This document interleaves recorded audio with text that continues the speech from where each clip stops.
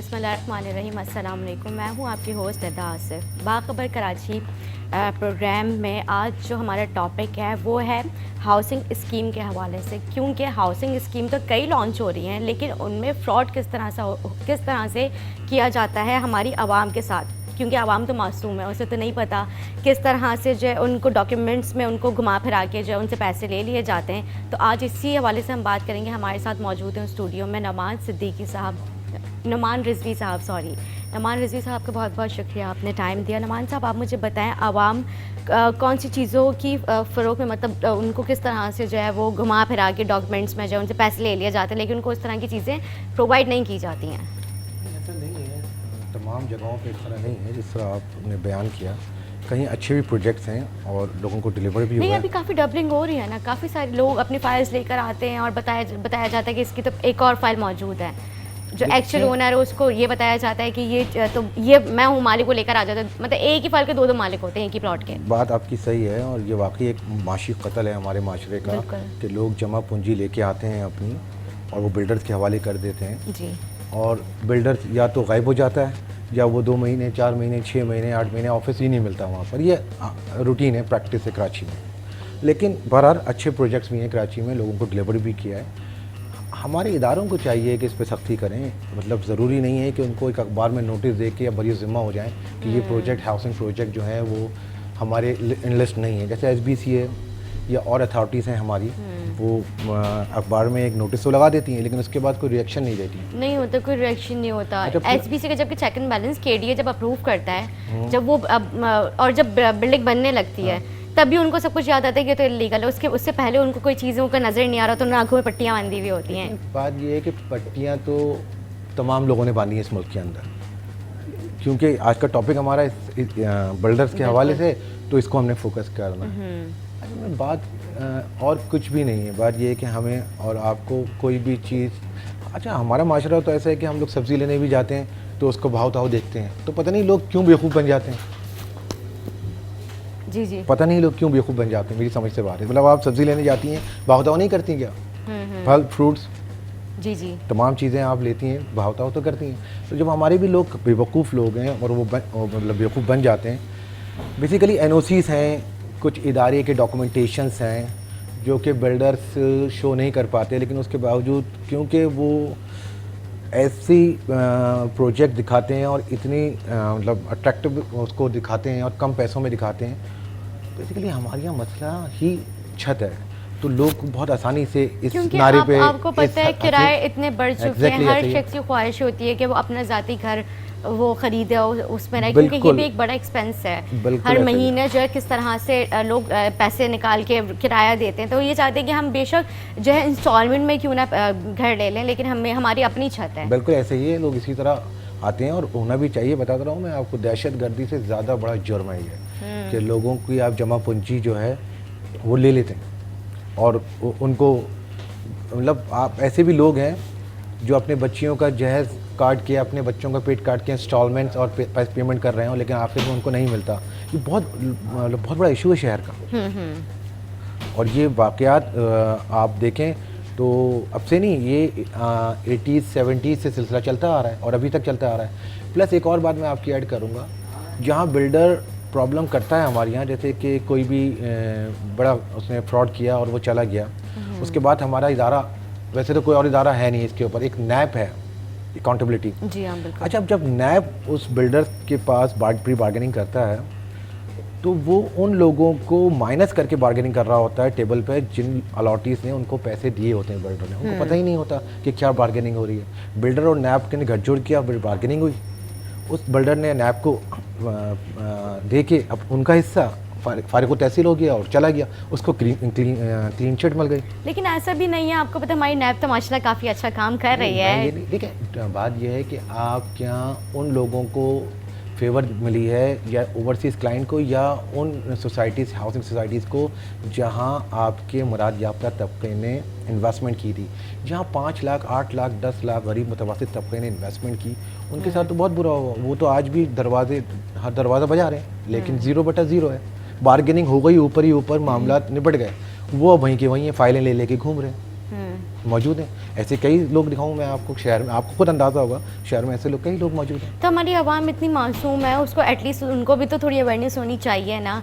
अब तो हम हर शो में ही तकरीबन, हर न्यूज़ चैनल पे तकरीबन ये सारी अवेयरनेस की बातें की जाती हैं। हम अपनी आवाम को बताया जाता है कि भाई आप क्यों इस तरह की फाइल्स देते हैं, इस तरह की क्यों लोकल बिल्डर्स के पास आप लोग जाते हैं। देखिए बात यह है कि आवाम का कोई, आवाम तो माशरे का हिस्सा है ना, वो आप मतलब 24 घंटे वो टैक्स देती है, सोते वक्त भी टैक्स दे रही होती है, जो फैन चल रहा होता है, जो एसी ऑन बिल्कुल होता सही बात है है। तो वो तो 24 घंटे टैक्स हमारे दे तो रही है। टैक्स हर चीज़ मतलब में आप टैक्स है जब हमारे। है ना, आप चलना फिरना टैक्स दे रही है, जब आवाम सब कुछ दे रही है तो फिर गवर्नमेंट का भी, इदारों का भी कुछ काम बनता है ना। अगर सब आप आवाम को गरीब पे, उसमें वैसे ही इतना बोझ है और ये भी आप उस पर इल्ज़ाम लगा दें कि भाई तुमने पैसे क्यों दिए, क्यों किया, तुम क्यों गए। भाई वो इसी मुल्क के, इसी माशरे में की हदूद में गए थे, हुकूमत पाकिस्तान के इदारों से इजाज़त मिला हुआ वो दफ्तर। आप मुझे बताइए, आप एक केबिन लगा के दिखा दीजिए बगैर इजाज़त के, 1 मिनट में या तो कोई KMC वाला आ जाएगा या कोई पुलिस वाला आ जाएगा, लगाने देगा आपको? नहीं लगा तो सकते। किस तरह वो ऑफिस और बिल्डिंग खड़ी कर देते हैं? यही तो मेरा सवाल है कि जब मैंने स्टार्टिंग में यही कहा कि जब हमारी जो है KDA अप्रूव कर देता है, उसके बाद जो SBCA जो है उनको अप्रूवल दे देती है कि ठीक है आप जाके जो है ना वो बना कंस्ट्रक्शन स्टार्ट कर दें, तो तब वो कंस्ट्रक्शन जब आधी हो जाती है तब उनको याद आता है कि अच्छा यहाँ पे चीज़ बन रही है। इससे पहले क्यों नहीं उनको नजर आता जब एक ब्लॉक ही रखा जाता है? असल में ये भी एक बड़ा ज़बरदस्त सवाल है आपका, बड़ा ज़बरदस्त गठजोड़ है बिल्डर्स का और इदारों का। असल में क्या होता है, जब ये स्टार्ट करते हैं तो ज़मीन की जो वैल्यू होती है, वैल्यूएशन होती है, बड़ी मिनिमम होती है। जैसे जैसे टाइम गेन कर जाता है तो वैल्यू बढ़ जाती है। जब वैल्यू बढ़ जाती है तो बिल्डर्स हमारे यहाँ एज़ यूजुअल उनके मुंह में पानी आ जाता है और वो पुरानी अलॉटीज़ को फारिग करके दोबारा उसको सेल आउट करना शुरू कर देते हैं अच्छे रेट पे। ये भी आम रूटीन है हमारे यहाँ। उसके लिए इदारों से, अगर एक इदारा आपको इजाज़त दे रहा है तो वो इदारा आपको नोटिस भी दे देता है 1 मिनट में कि ये बंद हो गया है, इसमें ये प्रॉब्लम है, और 6 महीने बाद दोबारा वही इदारा खोल देता है। ऐसी है। फ़िज़ाइया आपके सामने, कितना बड़ा इदारा है फ़िज़ाइया, मतलब उसके अलॉटीज़ जगह जगह बेचारे रुले। हाँ मतलब फ़िज़ाइया से ज़्यादा एतमाद तो किस पे करेंगे आप? सही बोल फिर उसके बाद भेड़िया, माफ़ कीजिएगा बहरिया, जिसने यार भेड़िया क्यों बोला? मतलब जबान फिसल गई होगी कि भेड़िया कह दिया मैंने उसको। जैसे भेड़िया वाला ही काम है। अगर आप देखें कराची में क्या किया इन्होंने, आप देखें टोटल इन्वेस्टमेंट इन्होंने सक करी कराची की, और जब आप उनसे पेपर मांगे तो उनके पास कोई गवर्नमेंट का पेपर नहीं, वो अपना पेपर देते हैं, जब चाहे वो उसको कैंसिल कर दें। उनका अपना बाउंड्री वॉल में कानून है, उनकी अपनी लाइट्स है, उनकी अपनी मेंटेनेंस है, मतलब और तो और वो जगह गवर्नमेंट की किसी किस्म के कोई डॉक्यूमेंट्स नहीं है, कोई डॉक्यूमेंट नहीं है बहरिया के पास, वो अपने डॉक्यूमेंट्स देते हैं। अच्छा, कोई डॉक्यूमेंट्स उनके पास गवर्नमेंट ऑफ पाकिस्तान के नहीं है, वो अपने डॉक्यूमेंट दे रहे हैं बहरिया। मतलब अगर वो कोई फाइल देते हैं किसी अपने हाँ, कस्टमर को, वो अपने बिहाफ पर देते हैं, गवर्नमेंट का KDA का किसी का कोई इसमें कोई ताल्लुक नहीं है, कुछ भी किसी का कोई ताल्लुक नहीं है। बहरिया अथॉरिटी है। अच्छा। बहरिया हमारे यहाँ एक जैसे कराची डेवलपमेंट अथॉरिटी है, मलिक डेवलपमेंट अथॉरिटी है, डिफेंस हाउसिंग अथॉरिटी है, लेकिन ये तो फिर भी गवर्नमेंट ऑफ पाकिस्तान के दे रहे हैं। बहरिया तो लाडला है आप लोगों का।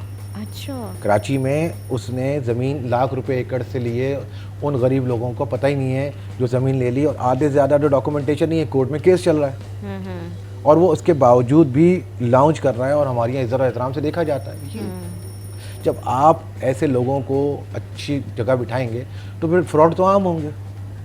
लेकिन बहरिया ने आवाम को अपनी फैसिलिटी भी तो काफ़ी दी हुई है। आप ये देखिए अंदर का कितना खूबसूरत इन्वायरमेंट है। देखिए बात ये है कि हर चीज़ उनकी अपनी अंदर है, वहाँ पे आप बाहर आने का आपका दिल ही नहीं करता तो कि आप बात बाहर ये है आके कि कोई चीज़ लें। जब आप अंदर उन्होंने सारी हर किस्म की फैसिलिटीज़ अपने जो है जितने भी वहाँ के रहायशी हैं उनको दी हुई हैं। भाई बिल्कुल आपने दी फैसिलिटी, सब कुछ माना, मैंने इनकार नहीं है इस बात से, लेकिन अगर आप देखें तो एक ज़माना होता था कि हम और मतलब कराची शहर कराची यूनिवर्सिटी से आगे नहीं जाता था। आज आबाद हुआ, माशाल्लाह आबाद हुआ। तो बहरिया की अगर आप लोकेशन देखें तो ये तो मतलब हब की तरफ जा रहा है, अब तो हब तक जा रहा है। लाखों एकड़ पे ज़मीन है इनके पास और वो अपनी कॉन्स्टिटेंसी में वो बना रहा है। बेशक उन्होंने बहुत खूबसूरत बनाया होगा और पैसा भी ठीक ठाक, आवाम का पैसा ही है। मतलब आप देखें तो ऐसे भी लोग मौजूद हैं जिन्होंने पेमेंट करी हुई है और उनको कुछ नहीं मिला, वो कोर्ट के चक्कर लगा रहे हैं, आज भी लगा रहे हैं। आप क्या उनके 2 इंस्टॉलमेंट नहीं दें आप तो रिजेक्ट कर देते हैं, कैंसिल कर देते हैं।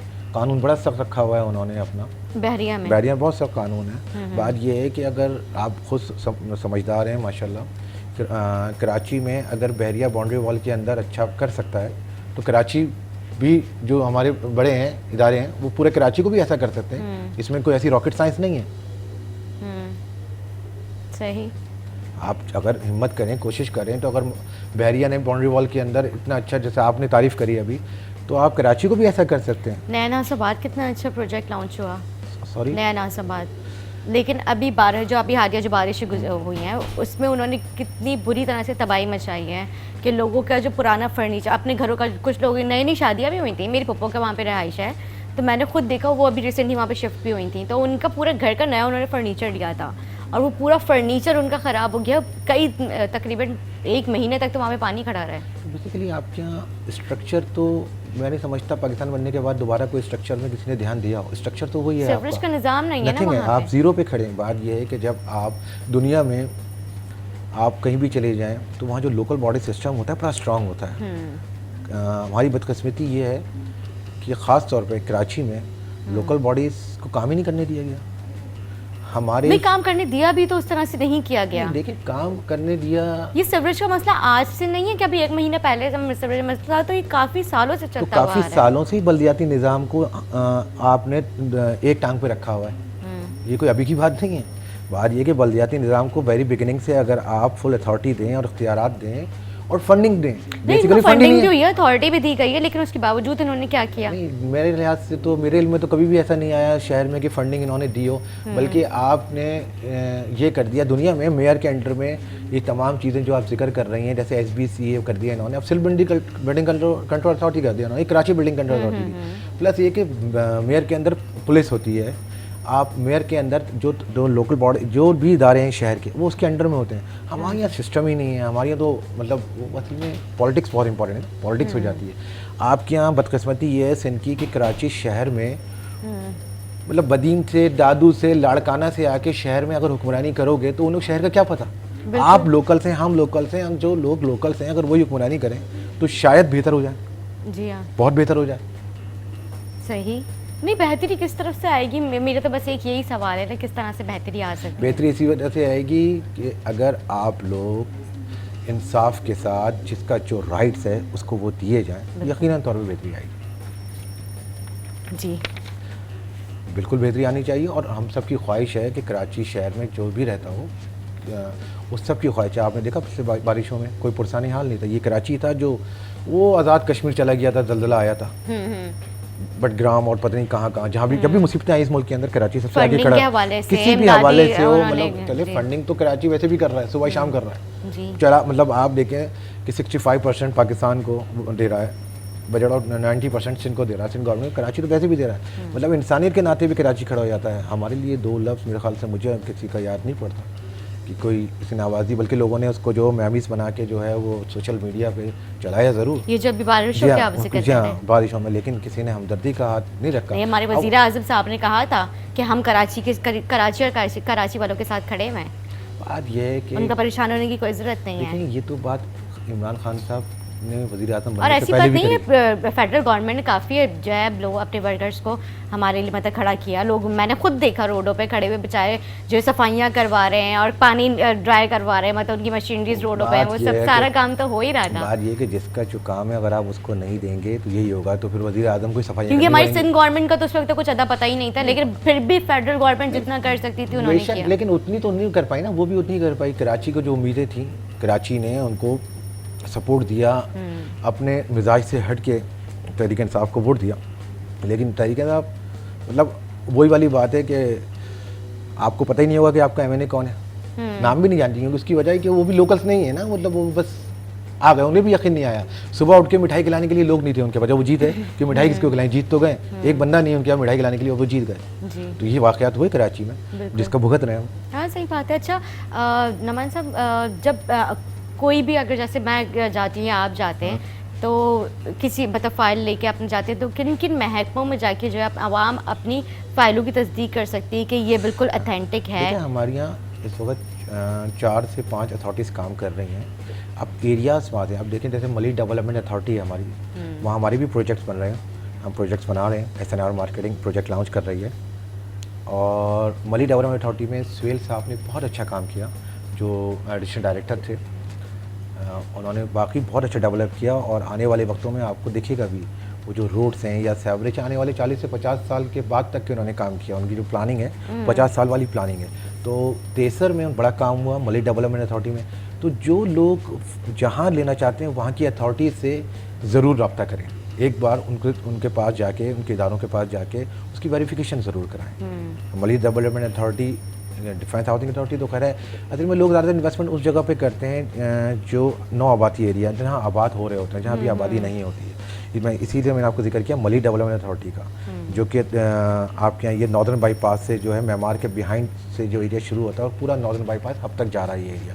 ये बहुत बड़ा एरिया और बहुत हाउसिंग प्रोजेक्ट्स आ रहे हैं यहाँ पर और बहुत अच्छी प्लानिंग। अच्छा, मलिक डेवलपमेंट अथॉरिटी का जो आप जिक्र करें, क्योंकि बहुत सारे लोगों को नहीं पता कि ये क्या है, तो आप उसकी सही से जो है ना उसको लोगों को हमारे मैं चाहती हूँ कि आप गाइड कर दें कि वो क्या है, लीज क्या है, ये सब चीज़ें जो है ना आप इनको गाइड करें। बात ये है कि मलिक डेवलपमेंट अथॉरिटी, कोई भी अथॉरिटी है वो लीज देने की इख्तियार रखती है, जैसे कराची डेवलपमेंट अथॉरिटी है, लियारी डेवलपमेंट अथॉरिटी है, ये सब जो है ये लीज ये अलग अलग ये सारे जो इदारे हैं, बिल्कुल इदारे हैं। कराची बेसिकली डिवाइड है मुख्तलिफ बॉडीज़ में, अथॉरिटीज़ में।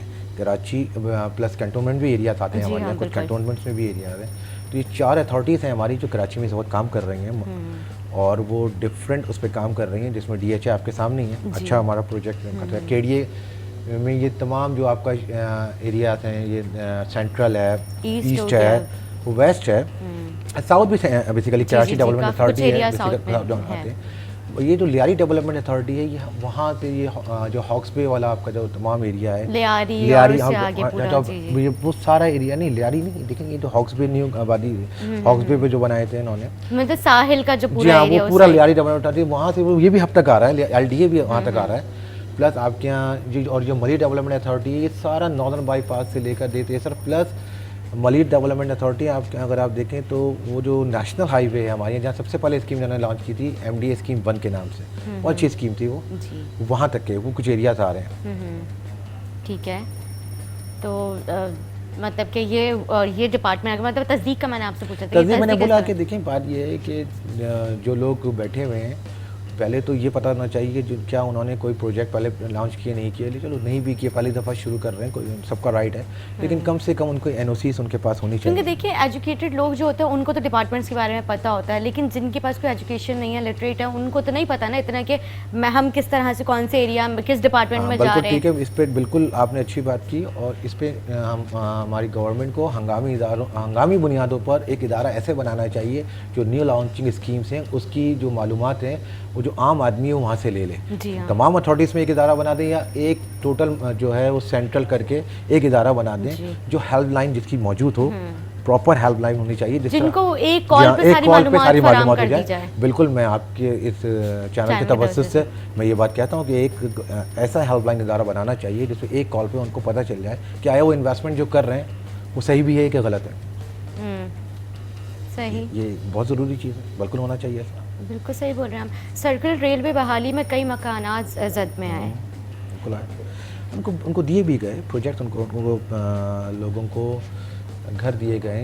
ये जो मैं आपको बता रहा हूँ ये लियारी डेवलपमेंट अथॉरिटीज़ में आता है जहाँ उनको घर दिए गए, बिल्कुल उनको घर दिए गए और अच्छा अमल था, उनको भी दिए गए। कहाँ अभी तक तो फिर भी लोग रो रहे हैं। नहीं, लोगों को दिए भी गए, मैं इस बात से इख्तिलाफ नहीं करता कि कुछ लोगों को दिए गए जो मतलब जिनकी बहुत ताल्लुकात हों या फिर उनको मिल गए, वरना अभी तो सारे बेचारे वहीं पे ही रो रहे हैं, वैसे ही हैं, उनका कोई परेशान हाल नहीं है। असल में देखिए ना, इशू हमारे यहाँ यही तो है। असल में एक ज़बरदस्त बात बताऊँ मैं आपको, देखिए सुनिए, बात ये कि आप नया चैप्टर खोलने जा रहे हैं कि 20 लाख घर बनाने जा रहे हैं ना, बड़ा ज़बरदस्त ये देखें बात ये है कि मैं ये कहता हूँ कि आप अगर नए चैप्टर ना खोलें और जो मौजूद है इस वक्त जो जहाँ रह रहा है, आपको पता है कि आप जब घर ख़रीदने जाती हैं तो उसकी एक ऑफिशियल वैल्यू होती है जी बिल्कुल, और एक अनऑफिशियल वैल्यू होती है। जब आप दोहरा निज़ाम लेके खुद गवर्नमेंट चल रही है कि जो ऑफिशियल वैल्यू पे टैक्स ले रही है और अनऑफिशियल वैल्यू इंडिविजुअली बंदा उसको कहीं ज़्यादा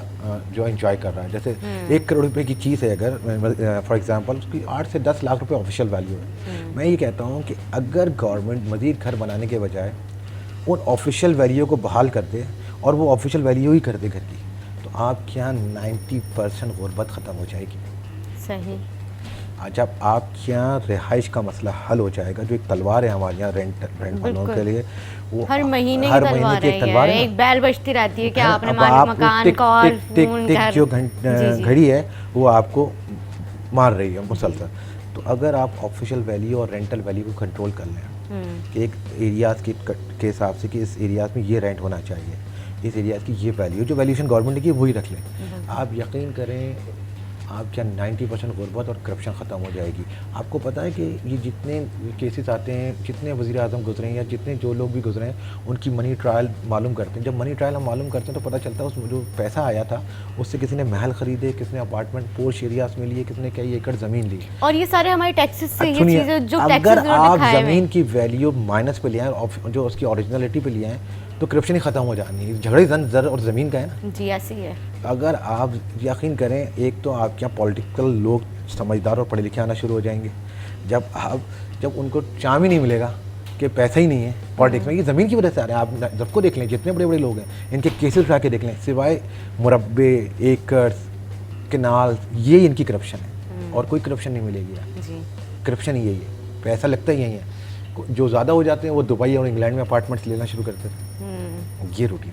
इस पे अगर गवर्नमेंट 20 लाख घर बनाने के बजाय अगर वो सिर्फ इसको कंट्रोल कर ले और रेंटल वैल्यू और जो ऑफिशियल वैल्यू है उस पर कायम कर दे, आप यकीन करें 30% लोग कुर्बानी तो देनी पड़ेगी लेकिन 70% लोग खुशहाल हो जाएंगे इस मुल्क के अंदर। ये बात ठीक है आपकी। मैं तो चाहती हूँ कि इस तरह का, मैं अपने ही प्लेटफॉर्म से मैं चाहूँगी रिक्वेस्ट करना कि कोई इस तरह की भी स्कीम लॉन्च करनी चाहिए कि कम बजट में या फिर गरीब जो है उनके लिए कम से कम एक ऐसी स्कीम, एक ऐसी सोसाइटी हो कि जो अफोर्ड नहीं कर सकता वो टेम्प्रेरी वहाँ पे, क्योंकि लोग जॉब पे भी मतलब डेली वेजेस वाले भी लोग हैं और जो मंथली जॉब कर रहे होते हैं जिनकी एंड ऑफ मंथ सैलरी आती है, और कुछ कई लोग जो अभी जैसे भी एक बारिशों का कोरोना की वजह से कई लोगों को जॉबलेस कर दिया गया है, फायर कर दिया गया है। तो मैं ये चाहती हूँ कि इस तरह की भी जो ना एक स्कीम होनी चाहिए कि वो टेम्प्रेरी वहाँ पे जब तक आपकी सैलरीज या आपकी एक जो मंथली रूटीन सेट नहीं हो जाती है आपको वहाँ पे रिहाइश दे दी जाए। उसके बाद ये गवर्नमेंट अपने एक्सपेंसेस पे सारे जो है खर्चे उनके उठाए, उनकी फैमिली को सपोर्ट करे, क्योंकि हम टैक्स पे करते हैं। अमूमन देखा जाता है आप अगर बाहर मुल्क में चले जाए तो उनकी गवर्नमेंट उनको जो ना पूरा फाइनेंशियल सपोर्ट करती है, लेकिन यहाँ पर तो हमारी किसी किस्म की कोई सपोर्ट है ही नहीं। तो मैं ये प्लीज़ चाहती हूँ कि अगर ये मेरी रिक्वेस्ट अगर वज़ीर आज़म या हमारे आला हुकाम तक पहुँच जाए कि आप लोग प्लीज़ इस तरह की भी कोई स्कीम जो है ना लॉन्च करें ज़रूर। जी हाँ, ये अच्छी बात की आपने। दुनिया में बैंकिंग निज़ाम है, सिस्टम है और वो अपने लोगों को घर जो है वो एक सिस्टमेटिकल तरीके से दे रहे हैं, इंस्टॉलमेंट्स प्लान पे देते हैं। हमारे यहाँ तो आप लाख रुपए लोन लेने जाओ तो खराब हो जाती है ज़िंदगी। आपके यहाँ 10 करोड़ मिलना आसान है, लाख रुपए लेना मुश्किल है गरीब आदमी को। जी। तो हाउसिंग स्कीम में अगर वाकई इस तरह के प्रोजेक्ट आ जाएं, और फिर मैं वही अपनी बात दोहराऊंगा, जो आपके ऑलरेडी बना हुआ स्ट्रक्चर उसको ही आप दोबारा उस पर बहाल कर दें और ऑफिशियल वैल्यू को ऑफिशियल कर दें, इसके अलावा कोई रकम ना ली जाए। आप यकीन करिए आपके यहाँ महंगाई ज़ीरो पे आ जानी है। आज दुकानदार जो 1 लाख रुपए किराया दे रहा है वो 10,000 रुपये किराया देगा, तो ऑलरेडी जो उसका मार्जिन है, प्रॉफिट है, वो खुद कम कर देगा। महंगाई ऑलरेडी नीचे आ जानी है। बोल रहे हैं आप। तो आप जो घर आज 2 करोड़ रुपए का, जब वो 1 करोड़, जब 10, 15, 20 लाख कराया जाएगा तो उसकी रेंटल वैल्यू 10-12 हज़ार रहेगी, जो 1 लाख 50 हज़ार रुपये रेंट है। हकीकत बात है, जब हमारी आवाम को रिलीफ मिलेगा तो वो मेंटली और हर तरह से बिल्कुल हम इससे बात करते हैं, लेकिन इससे पहले हम एक ब्रेक लेंगे। हमारे साथ रहिएगा।